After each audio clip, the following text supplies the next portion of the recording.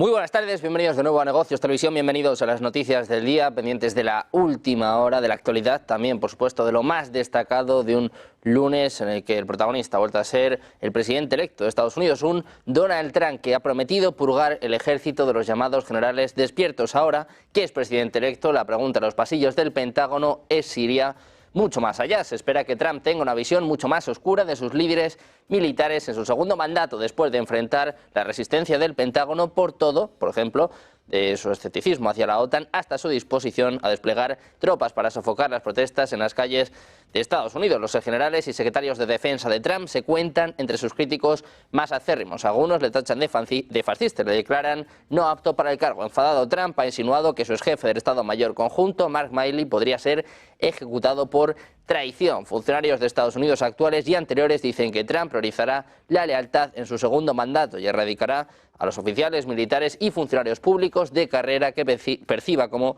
desleales.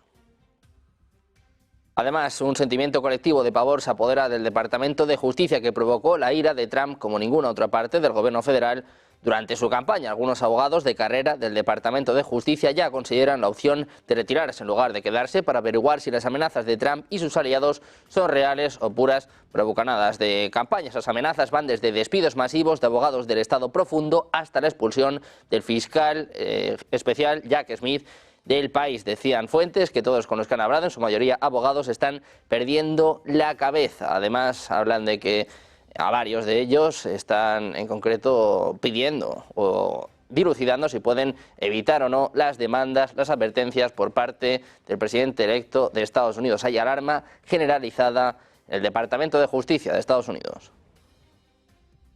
Precisamente en los próximos días se espera que Trump anuncie que Stephen Miller, su principal asesor de inmigración, se va a desempeñar como subdirector de Gabinete de Políticas de la Casa Blanca. Es lo que apunta la CNN, según dos fuentes familiarizadas con los planes. Se espera que Miller, quien se desempeñó como asesor principal de Trump durante su primer gobierno, ya ha sido un destacado defensor de una política de inmigración más restrictiva, asuma un papel más amplio en el segundo mandato del presidente electo. Miller es también uno de los principales artífices de los planes de Trump para la deportación masiva de inmigrantes indocumentados. Ha dicho que un segundo gobierno de Trump buscaría multiplicar por 10 el número de deportaciones hasta llegar a más de 1 millón por año. El presidente electo Trump comenzará a tomar decisiones sobre quiénes ocuparán puestos en su segundo gobierno muy pronto. Esas decisiones se anunciarán cuando se tomen. Es lo que apuntaba la CNN, la portavoz de Trump, Karoline Leavitt.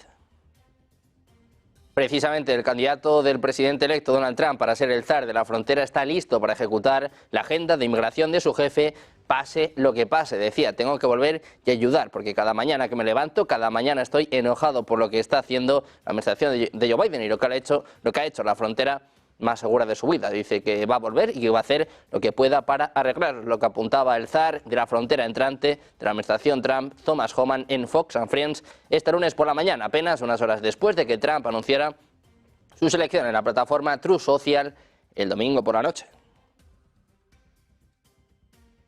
Pendientes de Trump, miramos también a Biden, al actual presidente de Estados Unidos, que va a discutir las principales prioridades de política interna y exterior con Donald Trump cuando ambos se reúnan este miércoles. Le instará a no abandonar a Ucrania. Será un tema importante, según señalaba el asesor de Seguridad Nacional, Jake Sullivan. Como saben, Trump va a asumir el cargo el próximo 20 de enero y Biden le ha invitado a acudir a la oficina Oval este miércoles, según informaba la Casa Blanca. El propio Sullivan ha dicho que el principal mensaje de Biden será su compromiso de garantizar una transferencia pacífica del poder y también hablará con Trump sobre lo que está sucediendo en Europa, Asia y Oriente Medio.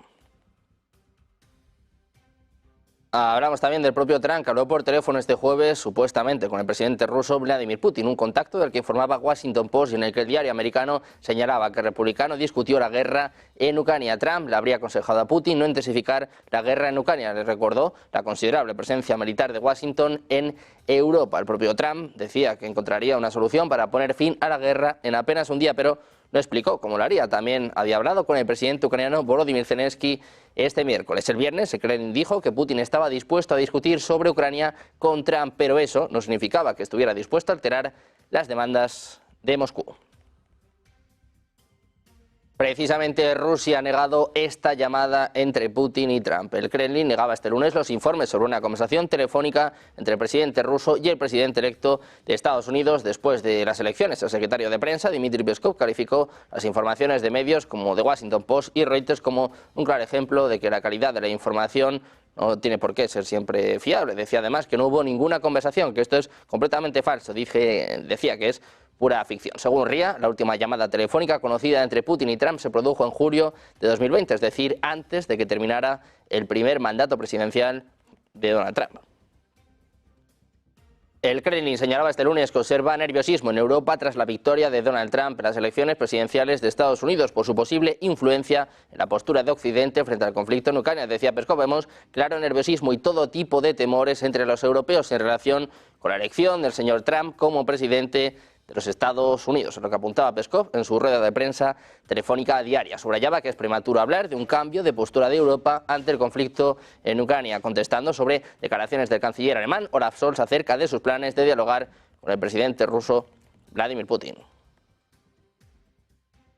Ucrania, por su parte, ha desmentido los informes de que Kiev fue informada con antelación de una llamada telefónica entre Donald Trump y Vladimir Putin. Kiev rechaza las informaciones del Washington Post, señalando que eran falsas. El diario americano ha informado de una llamada entre el recién elegido próximo presidente de Estados Unidos y el jefe del Kremlin. Añadía que Kiev fue informada de la llamada y no se opuso a que se llevara a cabo esta conversación. Kiev ha desmentido todo esto, según Reuters, citando al portavoz del Ministerio de Asuntos Exteriores.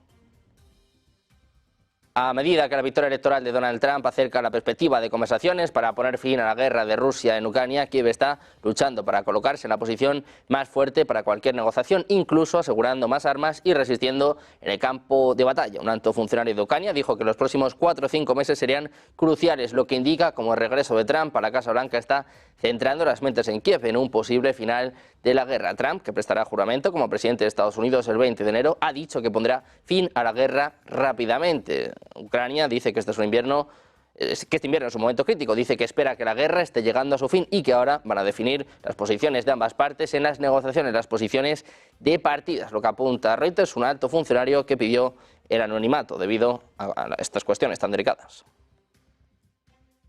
Mirando también a Rusia y a su relación con Donald Trump, el foco está puesto sobre todo en Europa. Se habla de nerviosismo, mientras que en Reino Unido, el ministro de Defensa británico John Healey ha descartado este lunes que el presidente electo de Estados Unidos, Donald Trump, vaya a sacar al país de la OTAN. Admite que existe la necesidad de que los países miembros de la organización aumenten los fondos destinados a la misma, tal y como viene exigiendo el magnate neoyorquino. Healey ha defendido así que Trump está comprometido con la OTAN a pesar de los rumores y ha afirmado que desde Washington reconoce la importancia de la alianza y de evitar más conflictos en Europa. Decía, sí, creo que las naciones europeas que forman parte de la OTAN tienen que hacer más por la alianza. Se verá esto antes de señalar que Trump tiene razón a la hora de exigir a estos países que hagan más para financiar a la OTAN. Es lo que apuntaba en declaraciones a la cadena Sky News.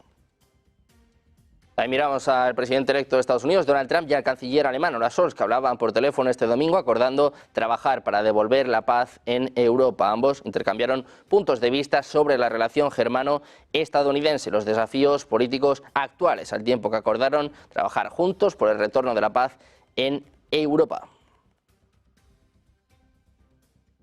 De Alemania pasamos a Francia, y es que el primer ministro británico, Keir Starmer, y el presidente francés, Emmanuel Macron, han prometido su apoyo inquebrantable a Ucrania después de reunirse en París días después de que se eligiera una segunda administración de Trump en Estados Unidos. Starmer y Macron reafirmaron su compromiso de coordinarse estrechamente, subrayando su determinación de apoyar a Ucrania sin vacilaciones y durante el tiempo que sea necesario para frustrar la guerra de agresión de Rusia, según indicaba el Elíseo. Macron subrayó la necesidad de afirmar los intereses y responsabilidades específicos de los europeos en materia de seguridad y defensa. Downing Street dijo que los líderes comenzaron discutiendo la situación en Ucrania, incluyendo la mejor manera de poner a Ucrania en la posición más fuerte posible de cara al invierno.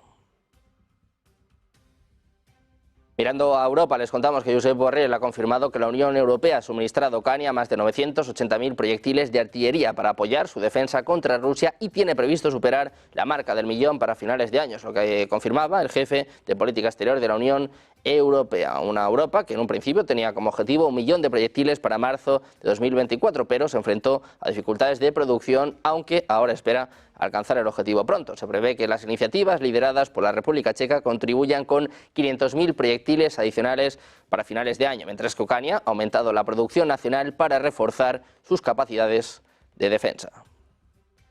También les contamos un ataque masivo por parte de Ucrania, el mayor ataque con drones contra Moscú desde el inicio de la guerra en 2022, obligando a desviar vuelos de 3 de los principales aeropuertos de la ciudad e hiriendo al menos a 5 personas. Las defensas aéreas rusas destruyeron otros 50 drones sobre otras regiones del oeste de Rusia este domingo, según informaba el Ministerio de Defensa. Pendientes del ataque por parte de Ucrania, miramos precisamente al presidente ucraniano Volodymyr Zelensky, que acusa a Rusia de querer alargar la guerra tras atacar nuevamente infraestructura civil en varias zonas del país, entre ellas la ciudad de Kryvyi Rog, donde las tropas rusas han golpeado durante las últimas horas un edificio residencial. Dice que si no se toman decisiones basadas en principios y se mantiene un contundente apoyo a Ucrania, Rusia no tendrá motivos para buscar la paz y simplemente continuará eligiendo nuevos objetivos para sus ataques. Precisamente el Ministerio de Defensa ruso anunciaba este lunes que los militares tomaron el control de la aldea de Kolesnikovka, en la región de Kharkov, en Ucrania. Las unidades del Grupo Militar Occidente liberaron el pueblo de Kolesnikovka, en la región de Kharkov, es lo que añadía el Ministerio, afirmando que las Fuerzas Armadas de Ucrania perdieron hasta 530 soldados en un día. También miramos a lo que sucede en el conflicto de Oriente Medio, en concreto hablando de Benjamin Netanyahu. El primer ministro israelí ha confirmado hasta 3 llamadas con Donald Trump en las últimas horas. En concreto, el primer ministro israelí ha manifestado al presidente electo de los Estados Unidos su disposición a poner fin al conflicto en Oriente Medio, a poner fin al conflicto en Gaza y sobre todo ha querido ver cuáles son los planes de Donald Trump de cara al conflicto, de cara a la amenaza de Irán. Hablamos también de Holanda. El Consejo de Ministros holandés anunciaba este lunes que el país implementará controles fronterizos móviles a partir del 9 de diciembre, con el objetivo de gestionar y reducir las entradas de migrantes al país. La medida se ajusta a los planes previos de la ministra de Asilo, Marjolein Faber, quien encargó a la Real Maréchal que preparara estos controles reforzados. Los controles priorizarán la interrupción mínima de la actividad económica y los desplazamientos diarios, según afirmaba Faber. Además, se realizarán controles selectivos en los aeropuertos, centrándose en vuelos específicos con mayores peligros de migración irregular o delincuencia transfronteriza. En el interior de la Unión Europea existe libre circulación de personas y mercancías. Las fronteras interiores solo se deben controlar en situaciones especiales. En el caso de los Países Bajos, los controles se realizarán durante los próximos 6 meses.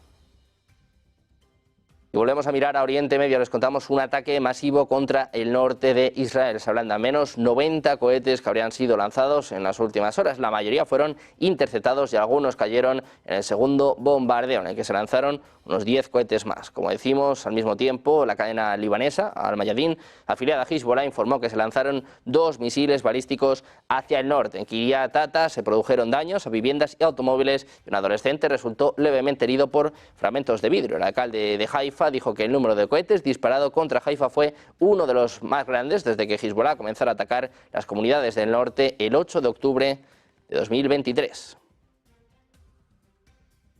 También miramos a la actualidad en torno a los BRICS con nuevos acuerdos, en este caso entre Irán y Rusia. Apenas unas semanas después de la cumbre que tuvo lugar en Kazán, siguen las alianzas y en este caso siguen los acuerdos entre 2 de los países más importantes del bloque. Les contamos que se ha conocido que en las últimas horas tanto Irán como Rusia han alcanzado un nuevo acuerdo en el pago en monedas locales. En concreto, les contamos que uno de los grandes ministros, uno de los altos cargos de Irán, están anunciando precisamente este acuerdo entre ambos países después de la cumbre de los BRICS de 2024. En concreto, Irán y Rusia han conectado sus sistemas bancarios para impulsar su comercio y transacciones financieras en un paso para hacer frente a las sanciones económicas de Estados Unidos Los países europeos dicen que el proyecto que inauguran hoy nació con el objetivo de integrar las redes de pago y facilitar las transacciones financieras entre ciudadanos de ambos países. Es lo que apuntaba en una ceremonia en Teherán el gobernador del Banco Central iraní, según informaba